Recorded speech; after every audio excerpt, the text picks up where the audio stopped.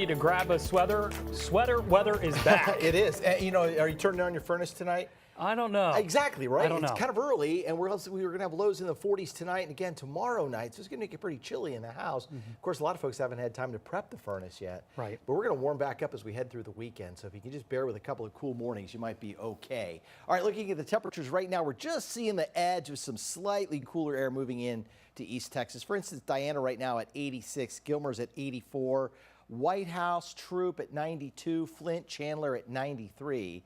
And over deep East Texas, kind of more of the same here. Garrison, Nacogdoches at 85, even Alto at 85. But you come back toward Grapeland, Crockett, and Kennard, and you're talking about 92 and 93 degrees respectively. The true cold air, and it is colder air for sure, is here across Arkansas. Very dry air behind that, and this big upper low pushing that cold front down into East Texas overnight tonight and during the day tomorrow.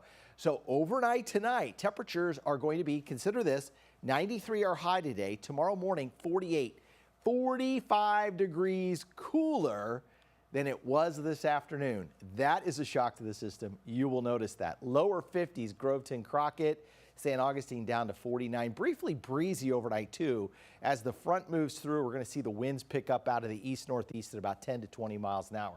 And then tomorrow by noon, still very cool, 62 degrees, sweatshirt, sweater weather, lots of sunshine, up to around 70 for the high temperature tomorrow. 70 for the high temp. How about that? 70 also at Longview and Henderson, maybe 72 at Crockett, Groveton. Could be a few upper 60s, Mount Pleasant, Linden, for instance, with a lot of sunshine.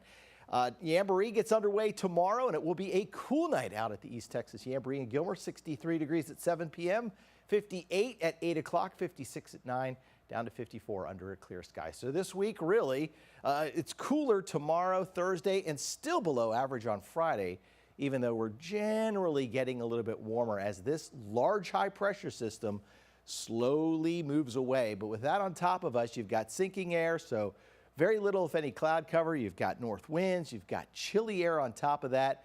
It slides to the east coast. Our winds eventually by Thursday into Friday come around to the southwest, and then we start to warm back up. That frontal boundary tries to move in, and it will over the weekend. Unfortunately, just not enough moisture returning behind the front to give us a chance of rain. We are, though, getting closer to freeze and frost alerts. Look at this, from Chicago down through Kansas City all the way to Oklahoma City, just outside of our range. You know it's coming. We have a few weeks, maybe into, I think, just based on some of the long-range data I've been looking at, we're going to have a prolonged wait for our first freeze. It could come the first week of December, so we're still about 6 to 8 weeks away from that. No rain next 7 days. It's pretty dry. All right, here's your Bill Scott and White Texas Spine Joint Hospital 7-day forecast. So 48 tonight, 70 tomorrow, 40 Thursday morning. That means some of the outlying areas, lower lying areas, for instance, Nacogdoches, I think you could be down into the upper 30s. 74 Thursday afternoon, 78 Friday afternoon, back to 50 by Saturday morning, 81 Saturday afternoon, then 83 on Sunday with sunshine. More sunshine Monday up to 85. Finally next Tuesday. Boy, it's warming right back up. Overnight lows in the low 60s, daytime highs back into the upper 80s. We'll see if we have another cool down on the way by checking out the 10-day forecast tonight at 6.